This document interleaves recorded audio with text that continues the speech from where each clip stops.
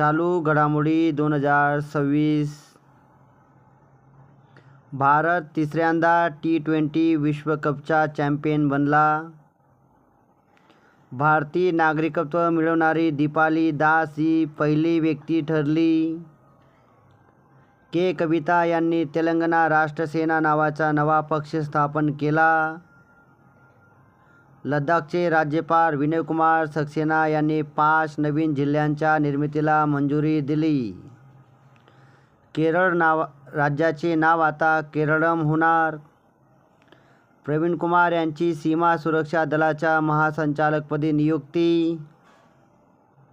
नासाचे 15वे प्रशासक म्हणून जेरेड इसाकमन यांना नियुक्त करण्यात आले.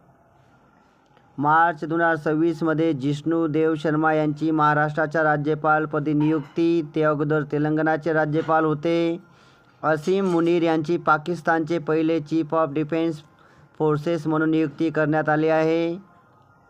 लेफ्टनंट कर्नल सीता अशोक शेळके यांना 2026चा सुभाषचंद्र बोस आपत्ती व्यवस्थापन पुरस्कार जाहीर.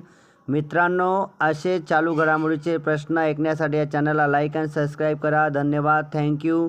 हा व्हिडिओ तुमच्या 2 मित्रांना नक्की पाठवा.